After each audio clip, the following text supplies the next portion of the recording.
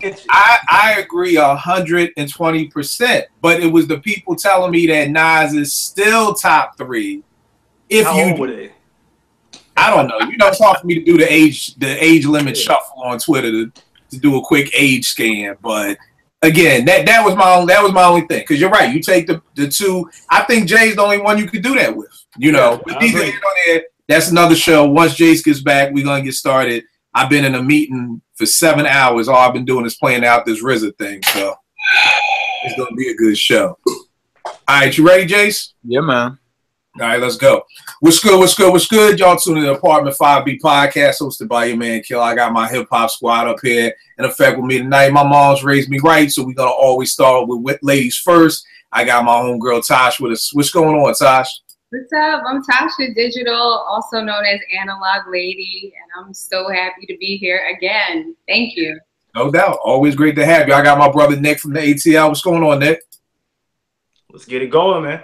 All right, no doubt. I got my brother Jace over here. What's good, fam? What's up, baby? Everybody, good evening. No doubt, no doubt. Y'all know us. We jumping right into it. Tonight is one of our salute shows. If you've ever prayerfully been rocking with us, you've seen one of our salute shows where we just highlight somebody. It's like, you know, God bless P. When he passed away, you know, I want to make sure we giving everybody their roses while they could smell them. We was doing this before we lost P, before we lost Sean P. It's important for me. It's important for all of us to make sure that we're shouting out and saluting the people who have made some of this wonderful music that we love for this culture that we, you know, that we live for and everything like that. So tonight's show, we are saluting the RZA. We are going in on everything RZA. We're talking about when did we first know RZA was a problem, our favorite beats, our slept on beats, where does RZA reign, what is one of RZA's dopest produced albums, all that good stuff. My man Vince just jumped in. Everything good, bro? Everything's good. I'm ready. All right, no doubt. Let's go. Tosh, ladies first. Tell me this. When is the first time that you knew, not the first time you heard Wu, but when did you know this dude RZA like had some shit with him? Like this dude was not fly by night dude. When was that moment for you? Please understand that I'm an 80s baby, so back in '93, I was only 10. I have to put that out there for context, but I was definitely tuned into Rap City, and when I saw the Cream video and I heard that record for the first time, like, yo, who is that guy? Who's behind that beat? And you know, the lyrics and stuff went over my head at that time because I was just too young to really grasp all that, but over the years, doing the knowledge, I'm definitely going to say Cream. Okay. No doubt, no doubt. Nick, what about you, bro? Now, I know Riz is your dude. Riz is your man. He my dude, but before we get into the rankings, just hold tight. I know that's your man, though. But when did you first know this dude is a problem? What song was it? When did that aha moment hit you when you was like, dude is a beast? The Can It Be So Simple. Okay. I think I saw that like around Valentine's '94. It was like more laid back. Had come out, so I said, okay, this cat got many styles. I like that. So it's like February '94. It was like, all right, he's on my radar. Man, this dude went in and got the date too. Valentine's. Oh, yeah, I remember that, man. Valentine's Day. You and your girl had 9th grade sweaters. Yeah. Nah, that's dope. That's dope. And that's the dope thing about dope hip hop. I can remember certain places where I was, what I was doing, everything when I heard that. What about you, Jace? Bro, the first time I heard Protect Your Neck before the album dropped, man, I was like, oh, what is this? And it just stuck with me. But it really hit me that it was going to be a problem also when Can It Be Also Simple, same song. It stuck with me. That the bass line stuck with me, and the sample, it stuck with me because I knew exactly where he got that from. And I was 13, 14 at the time. I knew exactly where he got it from. I was like, wow, to hear what he did with it was dope. All right. Y'all got me up here feeling like I'm 50, 60, 70 years old, man. Y'all, you the old man of the group, man. The OG. But now, I'm just like with Tosh. It was Cream for me. You know what I mean? I heard Protect Your Neck. I thought it was dope. And it's funny. My man, Michael Jean Jocks used to always be up in New York. He'd come back to Philly. He was like, yo, Kill, man, it's this new group called the Wu-Tang Clan. And at that time, the Booyah Tribe was out. I don't even know if y'all remember the Booyah West Coast Cats. Tribe.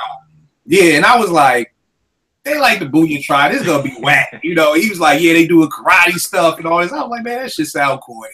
And then I heard Protect Your Neck, and I was like, oh, these was the dudes that Mike was talking about. And Protect Your Neck and Method Man, I loved them, but it was more so because the lyrics. I felt like the MCs were just so dope. The production didn't catch me. But when I heard Cream, that piano loop, like to this day, I tweeted something about when I still hear New York State of Mind by Nas. Like I still get that same feeling.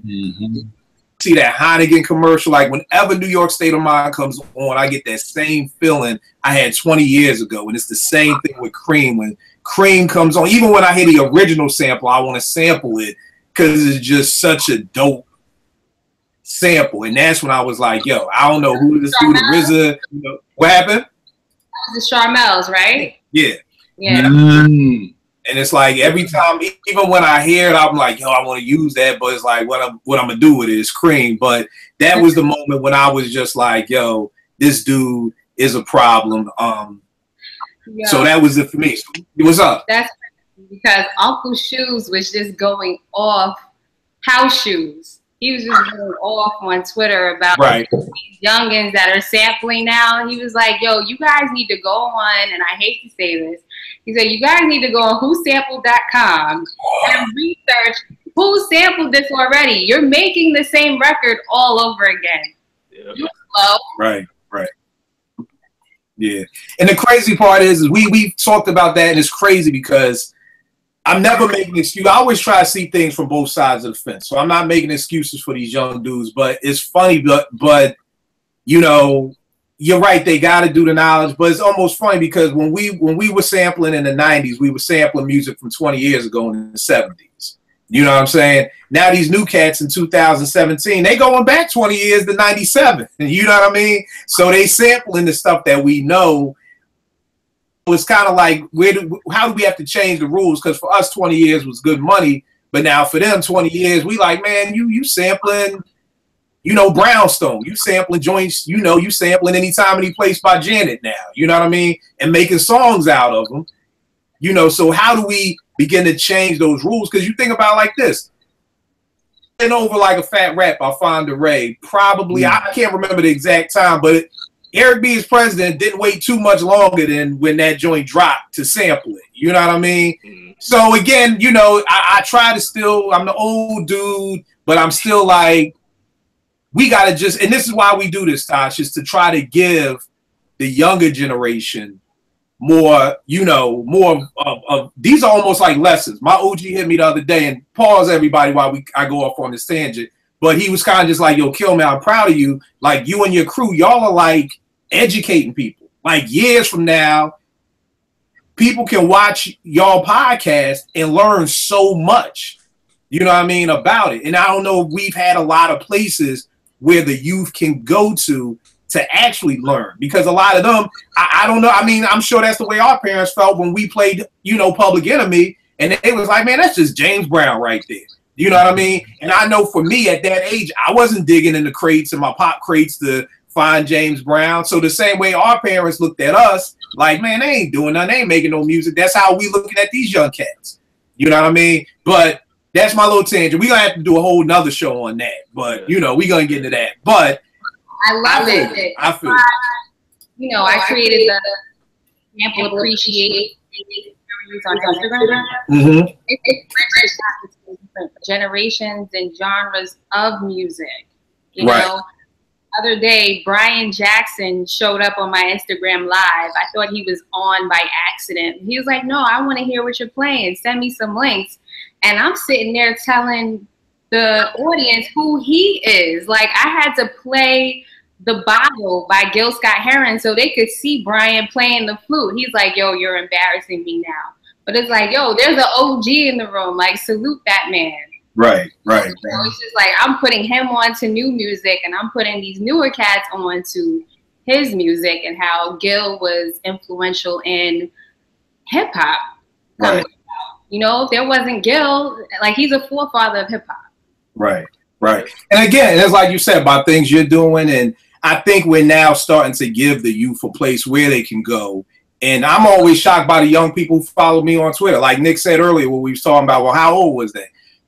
Again, I just assumed people who would watch this show would just be all old heads. You know what I mean? And a lot of young people watch it. And a lot of people, you know, tweet to me and say, yo, man, I learned so much by just hearing y'all chop it up. So, you know, it's definitely dope. So we prayerfully we're starting to bridge that gap between the two worlds, because I don't want it to be us against them, and that's where it's kind of been at, you know. And if we all doing it for the same culture, it can't be us against them. We all got to work together and everything like that. So I agree.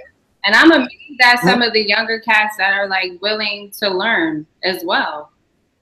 Yeah, and that's always the thing. And me and Nick talk about that all the time, because I always tell them when I go home, my mom is a jazz musician. When I go home, I ask my mom a question and I shut the fuck up. I don't say anything. I just listen. And a lot of this new generation, they ask you a question, but they don't shut up. They just want to argue with you. And it's like, yo, when I go home and I'm around my mom and my uncle and these musicians, I ask a question and I just listen and just try to soak up everything that they got to say. And if that's one thing I can say about this new generation, I just wish, you know, ask the question and then just listen to the answer. You know, I don't do two words, young generation: active listening. Yeah. Like when I asked my mom, yo, like, how was it when, you know, Stevie, you know, Intervisions dropped? I just listened. I don't chime in with anything. How can I? I wasn't there. You know what I mean? So I just listen, you know, and if there's anything, you know, but like I said, again, I shout out a lot of the people who do watch and tune in and follow me on Twitter, young cats, and they, you know, they definitely want to learn. So we're building that. But Tosh, answer me this. What is one of your favorite RZA beats? Oh my goodness. Okay. I had to make a list because like I'm such a super fan of RZA. I used to work with Shaheem. He came up under RZA, so like I got to learn about his story. I got to learn about RZA's story through somebody who's actually from Shaolin. So yeah, I had to break this down. So one of my favorite beats of his is "Shame on a Nigga." And the reason why he samples Syl Johnson, right? Now, Syl just put out a documentary on his story. And whenever Syl does interviews, he always says, like, you're sitting in the house that the Wu-Tang money built. RZA contacted Syl to get permission to use his records. And he hit him off with some bread so he could get back on his feet or whatever. RZA tells that story in an interview with Nardwuar. So that's kind of why I love that beat. Not to mention in the film, RZA's in Syl Johnson's film, and Syl Johnson, who's Selena Johnson's father, is saying "shame on a nigga who tried to run game on it." Like he's reciting that, and it's so fucking dope. So yeah, that's why that's one of my favorite beats, because of the story, not just because of the beat, but the story behind that beat. Right. That's what's up. That's what's up. Nick, what's one of yours, fam? Mine would be Snakes off of Old Dirty Bastard. I know I'm like the minority that loves Return to the 36 Chambers because it's just bizarre and all over the place. But that Snakes track, that's just one of my favorite RZA beats, man. Not to mention the top-notch performances on that song. What's my man that rapped last? Shorty Shit Stain or whatever his name was. They could have left him off, but everybody up to that point. Right. That Snakes on this joint right here. Yes, sir. Track 12. Brooklyn Zoo is on that. Yeah. Yeah. All right, no doubt, no doubt. Jace, what you got for your first joint, bro? Right. This dude's catalog is something. It's a thing of beauty, man. But I'm actually going to go. This is hard, man. We're going to do this again. We're going to go around again. We're doing another round robin. Yeah. Like I said, I was saying top three. You already know how we do. We're going to have leftovers and joints that ain't make it. So it's hard. With a track record like dude, it was hard to get to three because I could have named 5 off of one album, to be honest with you. Real talk. God, this is hard, man. All right. Verbal Intercourse. The beat for Verbal Intercourse is dope, man. That I'll just stop there. Verbal Intercourse off of Raekwon's Only Built for Cuban Links. If you don't know about Only Built for Cuban Links, it was released on my birthday, 1996. It just had its 22-year anniversary. That's right. I mean, 95. Excuse me, 95. Yes. 95. Yeah, whoa. You said your birthday August 1st? Yeah, we fellow Leos, August 1st, man. That's what's up. My bad, Brian. I cut summer school to go get the CD. Yeah, me too. Both y'all niggas was in summer school. Okay. Exactly. Right? I'm in summer school for messing around, and I'm cutting the class to get that. I was in the Gifted and Talented Science program. High school. Well, that's a different summer school, Jace. That's not really summer school. Hey, man, I wasn't out in the corner. I was in school. Nah, I always messing with you. I always messing with you. And for me, one of my first joints, man, is Incarcerated Scarface. Yeah. That beat. I actually think that's my favorite use of this Detroit Emeralds. The drum break. Drum break on there. Drum break that's been used. I mean, Dilla made this famous for Common's Delight, but Incarcerated Scarfaces is the favorite use of that drum break, and is definitely one of my favorite RZA beats. Like that, the whole thing. When you talk about perfect hip hop, I just feel like that's a perfect hip hop song. Like that thing is just married, you know, like Ray's rhymes and that beat, it just fits perfect, and the video just fit perfect. It was like three things coming together to just be perfect, and that joint was just crazy to me. So that's definitely one of my favorite RZA beats. Tosh, what's another one of yours? Oh my goodness, I'm gonna go, since we were talking about Only Built for Cuban Links, and it just had its 22-year anniversary. I can't believe that it's been around that long. Right. I'll go with Glaciers of Ice. Yeah.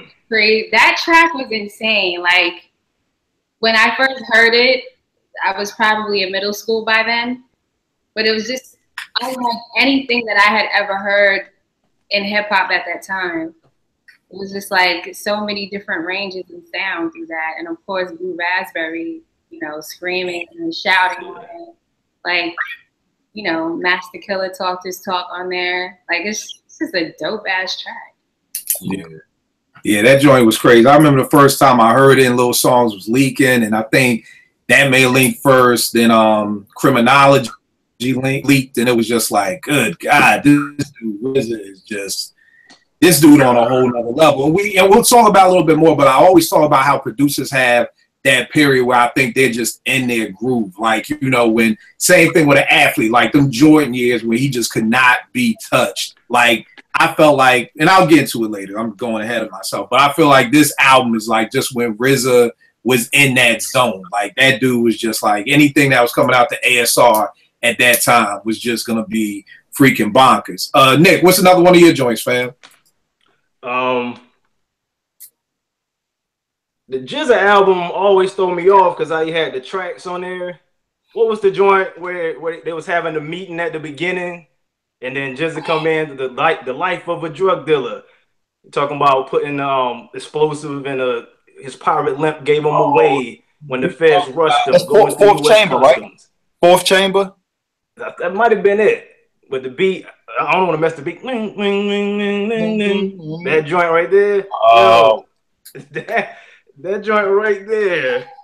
Oh, I wish I could remember the name of the song, man. You not saw the first song on the album? Nah, no. This is like you got Fourth Chamber, and you got the joint with Meth. I think it's called like Killer Hills. Killer Hill 10304. 10304. That joint. That joint. My man Muhammad from Afghanistan. He ran to Iran. Exactly. He runs a neighborhood newsstand. That joint, yeah. That joint right there. That beat right there. I wish I could do beats good on my mouth, but I'll just butcher it. But the joint is banging. Trust me. It's like right before investigative reports. It come right before that joint. Mm-hmm. If you know the Liquid Sword track list. Yeah. Got the dude singing in the background. Exactly. Yeah. Yep, that's it. Damn, man. Y'all gonna make me pull out a lot of CDs tonight, man. Y'all pull them out. Tonight. All right, Jay. You know, just a nerd, man. He had to like put his track list in like a damn paragraph in the back It's like all mixed up. It's not in chronological order and nothing. Like, come on, bro. Yeah. What you got next up, Jace? Bro, it's funny because I was headed to that same album, the title track, Liquid Swords, man. How he does the sample at the beginning with the ball and the sword, and then he goes right into the beat, and it's just like he take the what's it, the grooving Willie Mitchell. Yeah, I think that's the sample. Grooving is the name. Don't get me lying, bro. I'm pretty sure it's Grooving by Billy Mitchell, man. He takes the brown. Yeah, he takes it from that. Dope track, man. Dope track. When the MCs came. Yeah, and that piano. Yeah. The funny thing is that was my next joint too, Liquid Swords. Because I mean, I remember I was in McKeldin, that's Morgan State's like their student union or whatever, and I forgot who was playing it, but I mean that was one of those come clean moments for me. When I heard that beat, I was just like, yo. Then there's like RZA took the track and it just the whole vibe of that joint, just like they was just having fun with that joint. Like it was, you know what I mean? Just crazy, man. Let's get through these because I got so much to talk about. Tosh, what's another one of your favorite joints? Oh my gosh, I'm trying to make some decisions here. I just have to make the full disclaimer that I am totally biased because my favorite member of Wu-Tang is Ghostface. Going to the Iron Man album. Yeah, that's where I was going next to. Well, that's gonna be. I'll talk about that album later on. I try to select something that's not on the Iron Man project just because RZA produced the whole damn thing almost. I'm definitely gonna say Run with Ghostface and Jadakiss. I'm kind of biased. Okay. I'm from the 914 area, and so is Jadakiss. He's from the next town over. So, yeah, that was definitely a dope track from the RZA. Hell yeah. And the thing I was like Ghost bigging up Capadonna because he had that Run joint on The Pillage. Yeah. And the funny thing about that Run joint is it was kind of like after RZA's heyday. So it made it even feel even better because it was like, he still when that came on, that was just stupid, man. You know what I mean? So that's what made it even doper to me. That I like this almost say like, yo, I still got it. Like I'm over here doing this, but don't get it fucked up. Exactly. Like I still got it. You know what I mean? So that was dope. That was definitely dope. Nick, what you got for another one? Going back to the best birthday gift ever, right there. We're gonna go to Ice Water. That joint right there. Yeah. But when I first heard that song, it was like on repeat like 10 times in a row. Check out the Rap Kingpin, the Black Jesus. That beat right there, bro, is just like hypnotized, man. Like it's just, I be going to sleep sometimes. It just be playing in my head. I can't go to bed. Ice Water. Yeah. Only built for Cuban links. That's dope. 95, August 1st. The kid turned 16. Hashtag Leo season. I love that we remember dates here. This is the interview is great. People remind us every day when albums came out, people's birthdays. Though they kill me on people's birthdays when they're actually wrong. It's like, sorry, today's not my birthday. Yo, I tell you this, you love people who know dates, that's JR. If you follow JR, this is the 18th anniversary. JR give you every year. He don't give you the 10s and the 20s. This is the 17th year anniversary of, and I'm like, bro, I don't even know how you remember that stuff, bro. No, I was like hoping that he would be on tonight, but I know he's like more of an R&B cat. What's the R&B? Yeah.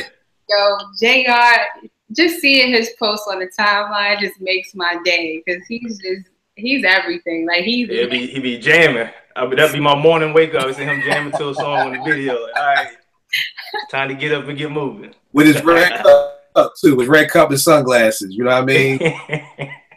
Always make me think about P. Why he be sitting drink straight in a plastic cup. I always think of JR with that line. James, what's another joint you got, fam? Bruh, off the Iron Man joint. I used to listen to this warming up for football, man. Daytona 500. Ooh. Daytona 500 was sick, man. It was fucking phenomenal. The video with the Speed Racer. Yeah. Oh man, that took me back to my childhood, bro. Oh my goodness, Daytona 500. I throw that on right now, and then it's different on the single than it was on the album. You got Old Boy singing at the very beginning on the album. We are the voice squeaking. Yo, Daytona 500, man. Iron Man all day. Yo, the hardest part is, bro, I wrote things down. I have to, but now on the Daytona 500 joint, that is the Force MDs singing on that. Are you serious? That's who that was? That's the Force MDs. We are the G-O-D. Oh, that's that. And back to Nardwuar, he interviewed Ghostface, and you know Nardwuar's style is he's going to keep bringing out records and books or whatever memorabilia to get your take on it. So he handed over the Force MD's vinyl to Ghost, and Ghost started telling their story, how they used to be the Force MC, how they're from Staten Island too, and that's how he got connected with them. So it's just dope that they're on that track too. They're still live, they're still active musicians, they're still performing, they're still doing interviews. It's crazy. I never knew all these years that was them singing on it. Yeah. It's funny, man. I had stuff written down. I had my list, but as y'all name joints, and I'm pulling out the albums, and I'm looking down the track listings. I'm looking at Iron Man now, and I'm like, yo, Faster Blade, 260. I was like, I'm just sitting here like, God, man. Yeah, Cam A, Motherless Child, Yo, like the OG boxing hand, not the boxing hand that's on this, but the OG boxing hand, which was crazy. Why Ghost always getting hampered with samples, man? You ever notice that? Yeah, he always got like you was talking about earlier with the sun, the flowers. Yeah, the flowers joint, the OG flowers. I don't know. Even on Iron Man, if you notice, if you bought a CD now, it's a song missing. Soul Controller not on it no more. Yeah, a lot of them joints, especially like this is not RZA, but Ready to Die is remastered now. They tried to go after Easy Mo B, but in order for Bad Boy to retain ownership of the music, they just opted to re-release it without those samples. So Machine Gun Funk, it sounds different. It doesn't hit nearly as hard as it did in '94. Nope. Like you could tell, my real know that something is missing. So there's a version of Machine Gun Funk that's different than the two I've already heard. Yo, it sounds very thin if you listen to it now. That's a good word, paper thin. It doesn't hit nearly as hard as it used to. But you know, shout out to Easy Mo B. He's so ill, and he loves you know, getting on people's nerves online who are trying to this day, they're still trying to figure out what he used to sample Craig Mack's flavor there. You know, he'll post a snapshot from who sampled, like, nice try. Not only y'all snitching, y'all getting it wrong, but nice try. Yeah, that's crazy. I think I'm on my joint, I'm gonna have to just go with Cream. I'm gonna go with what I wrote down. You know what I mean? Cream, I love this song. Love the video. Damn Low Sweater. You know what I mean? Like that was my joint right there, because I've been rocking Low since college days. So that was like my line right there. You know what I mean? And Cream again is just that's what put me on the RZA, man. And it's, you know, the thing about it is through this, hearing everybody's thoughts and everything on these songs, it just, I think RZA's gonna bump up on my top list, like to where I had him at today versus now doing all this knowledge, just listening to y'all. But that's neither here nor there. Does anybody have any other like favorite RZA joints y'all want to shout out? Before we go on all night. Right. Yeah, me too. Nah. Wait, So let's not go all night. We will go to Slept On.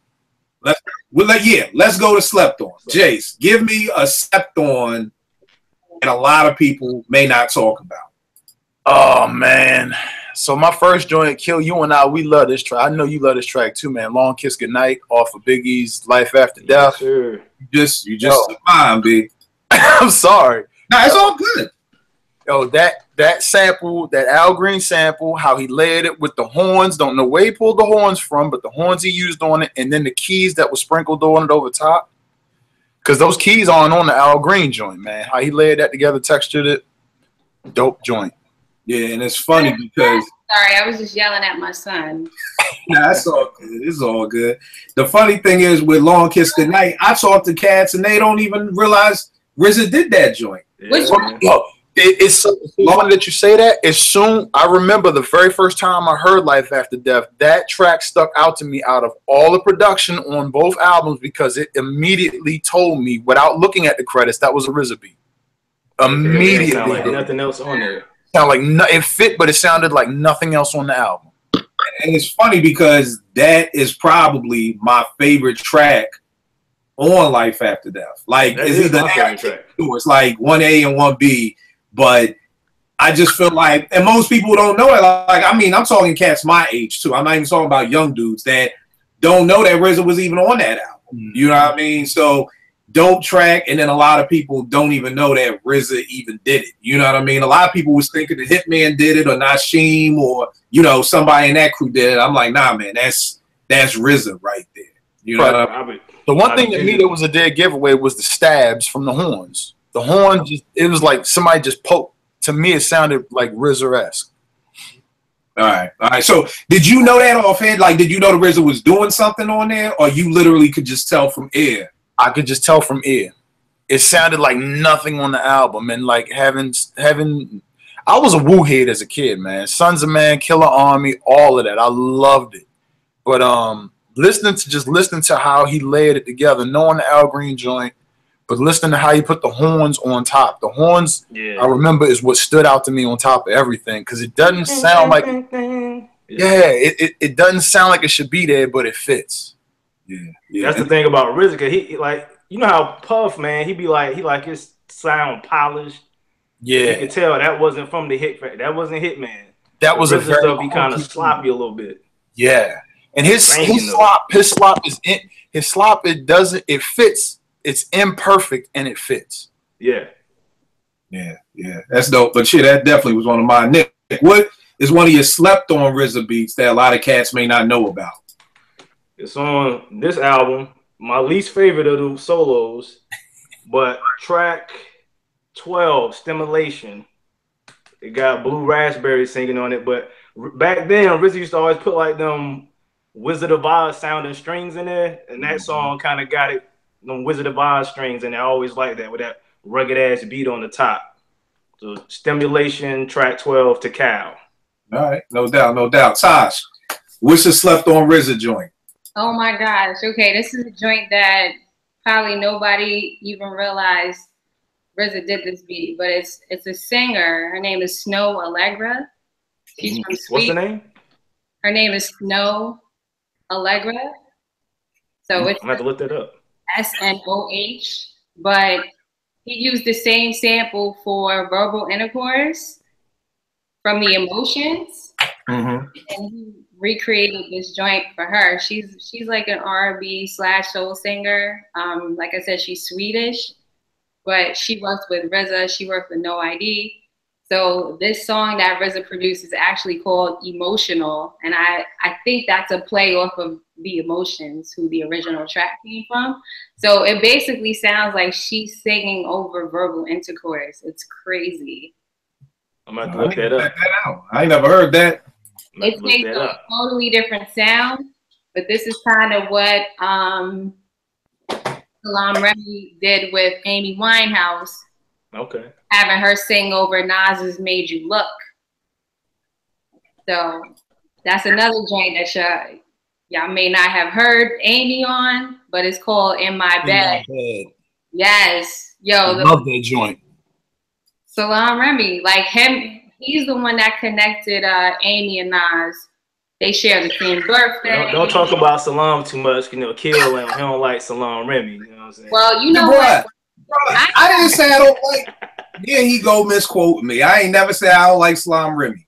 We love. We got receipts on Twitter. We love him, but lately I've been having beef with his Instagram content because he's posting all the old soul performances from back in the day, but he's not pacing himself. He's posting like 2, 3 a day.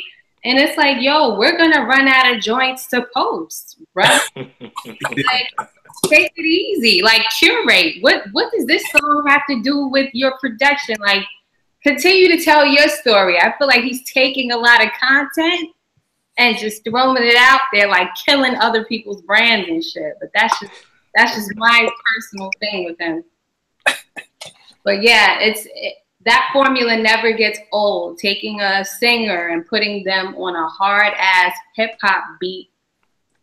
You know, RZA produced that track for Snow Allegra. It's called Emotional. Check it. All right. I gotta check that joint out. The first joint to me, and this is probably maybe right after Cream, my second favorite song on the Wu's first album is Seventh Chamber. Like, I loved that sample, man. Like that piano little trinkle. Yeah. I love that joint, man. Like, that's one of my favorite RZA joints. And nobody ever talks about it. When they talk about, you know, the first album, nobody ever brings up Seventh Chamber. But that's one of my favorite RZA joints. And another one that a lot of people don't talk about is Woo Wear off the High School High soundtrack. I rock with Woo Wear hard. Woo Wear was crazy. Not to mention that whole High School High soundtrack. Soundtrack had heat. Yeah. The other Wu track was on there. The Winter Wars. No, not that one. The full, semi-full Metal Jacket or something. Rap Fanatic. Yeah, that joint. Yeah. My bad. Winter Wars was on Don't Be a Menace, but yeah. Man, back in the days when soundtracks used to be the shit, man. Like, it's a whole nother world now. It's a whole nother world. Jace, you got any other slept on RZA joints? The joint that he did, I'm trying to cheat to look it up, man, but I ain't gonna do it. He had a joint on Big Pun's Capital Punishment album. Oh yeah. Triborough. Yes. Thought that was superbly done. Check that out if y'all not up on it, familiar with it. That was a dope joint. All right. What about you, Nick? You got any more slept on joints? Yeah, Bobby Digital Mode, the Digital Bullet, the Brooklyn Babies joint. You remember that? I like, that's when RZA started to lose me, them Bobby Digital. I'm gonna post it as soon as we get off. But the beat, it's like, it sounds like a bizarre carnival ride, because like it kind of speed up and slow down. The sound, I'm gonna post it up. It's called Brooklyn Babies. It's him and Master Killer rapping on it from the second Bobby Digital album. All right. I'm gonna post it up to you. And what's up with you, Tosh? You got any more slept on joints? Oh my goodness, yes. Okay, this one is Ghostface featuring Charlie Baltimore. It's called Stand Up. Yes. So that beat goes so hard. For one, you got Lynn Collins talking her shit on that in the beginning, well, throughout the track too, even on the hook. But also, they brought Charlie Baltimore out to freaking Stapleton Projects, you know, to shoot that video. It was just like, she's such a beautiful woman, but she was so hardcore. So yeah, I love that joint. Yeah, I forgot all about that joint. That was that Supreme Clientele Ghost, that dusted Ghost on that joint. Yeah. Whistle. All right, now tell me this, y'all. Always talking about this. Rank and your list of producers. Is it top 10, top 20?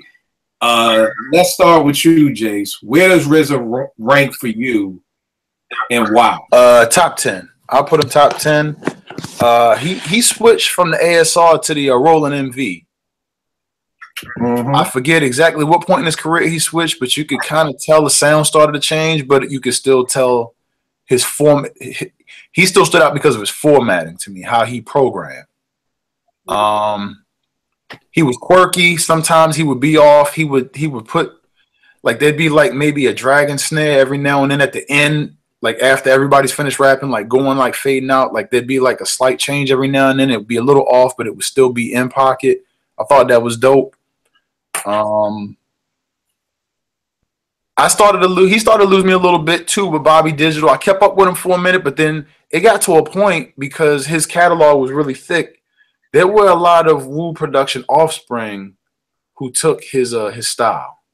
So towards the end for me, it got to a point where it was kind of hard to tell him from other producers who were in the Wu's in the Wu circle. But I would definitely put RZA top 10. All right, top 10. Tosh, where do you have the RZA at? Yo, RZA, I'm gonna have to jump out the window and say that he's probably like #1 for me. All right.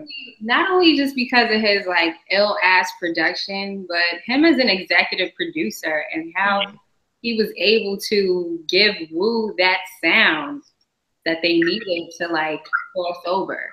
You know, he's so ill for that, and not just for that, but also what he stood for, the countless amount of people who he's raised. Like I know of RZA the producer, but I know of him as a person just through other people who have been influenced by him or that he looked out for. So he's very sharp. I mean, dude was heavy into different religious teachings as a child. You know what I'm saying? That's why he was able to mastermind a bunch of dudes that were his age. You know, but he already had that insight and that wisdom early on. So I just have a lot of respect for his foundation. Right. All right, no doubt. #1 spot. What about you, Nick? What you got? He's #3 for me behind Premier and Pete Rock. Like I think we've talked about it before, but for somebody to do 7 albums of that quality, critical acclaim and commercial success in a 4-year span, I don't think no other producer did that. Not even Premier or Pete Rock. So it's like, for that alone, he was in my top 5. So I got him at top 3. Okay. #3 on my list. All right. And it's funny because from saying we was going to do this show, I guess a week and change ago, at first RZA probably would have been in my top 12. But from this past week and all the research, I will probably definitely put him in. He's probably around 7 to 8 now. You know what I mean? And that's from, and to keep in mind, when people do these lists, a lot of it has to, you know, me and Nick always talk about age. Yeah, exactly. I'm always, you know, I was raised on the Bomb Squad, you know, Marley, you know, I was raised in a whole nother era. But thinking about, like we was talking about today, Nick, facts. You know what I mean? And the facts are, like you just said, he had a run that I just don't know if anybody else, like you said, had that kind of run. The second thing, the run that he had with the array of artists, you know, nobody in the Wu is the same. So it's not like, you know, Method is the same as all these other dudes. Like, you know, I don't feel like GZA could have rhymed over them Ghost beats and they wouldn't sound as dope as they were. You know what I mean? So to be able to kind of telemate these beats for so many MCs that are so diverse is crazy. Talking about what Tosh talked about, being an executive producer, I always say that's what's wrong with hip hop now. We don't have the executive producer anymore, because if RZA didn't have that mindset, it would have been 8 niggas rhyming on every track. You know, but I feel like RZA was the one that's like, yo, Ghost and Ray, y'all do this, and Meth, you gonna get on this hook, and, you know, Dirty, you do this, and like he was the coach of the team. You know what I mean? So that piece. Also, the other thing I don't think he gets a lot of props for that Tosh touched on too is being an executive.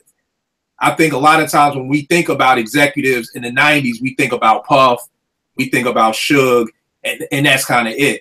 This dude was an executive at a very dope level, you know, from, you know, copywriting the Wu W and then freaking it with the GZA and all that. Like, this dude was ahead of the curve. Yeah. An executive, and I don't think a lot of people ever really talk about that aspect of the RZA. And then those contracts where they could do solos outside of Loud Records. Right. Yeah.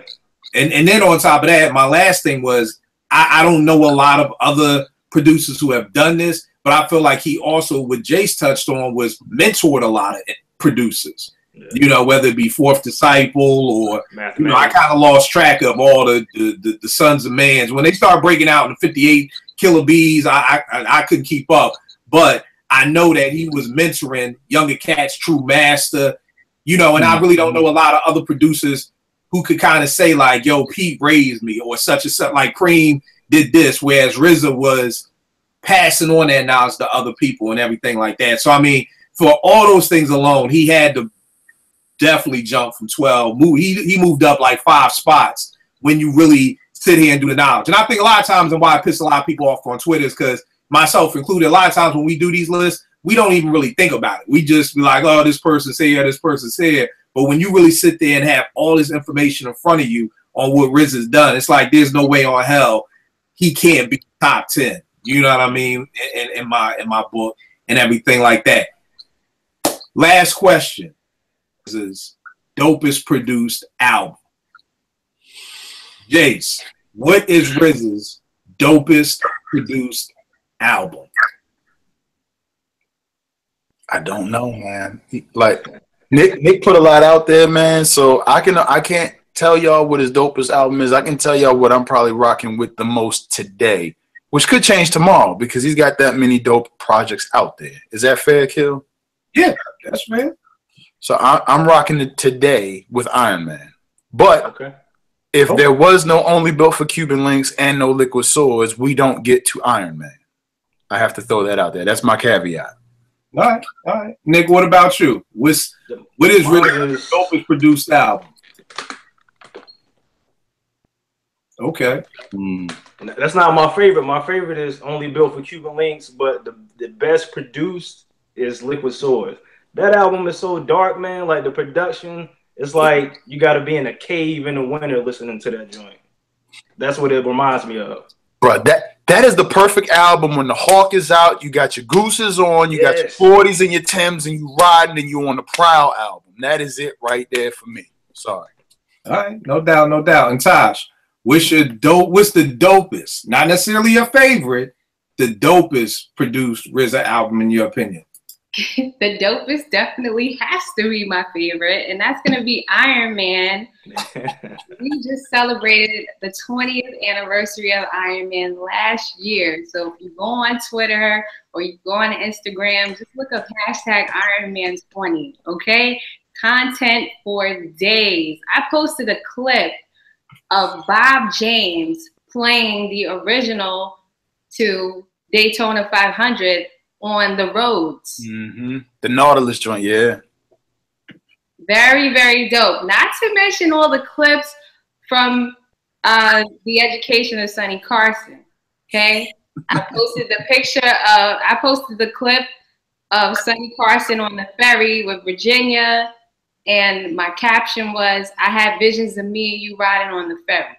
Like, that album is a reflection of that movie in so many different ways. That album brought that movie to the forefront for a lot of people who weren't even in tune with that movie at the time. So that's why I love sampling. All right. I got a question for you about a song on that. I'm gonna wait till we get off the air. I want to put it on the spot on the air. That'll be an off the air question. But I always like to ask women about this one song from that album. Probably Wildflower. I just have to know, like, when you hear, what did you think of that song? Okay, that song is just so vulgar and so disrespectful, but I always have an answer. I have an answer for this. You can come back, man. You can join us again.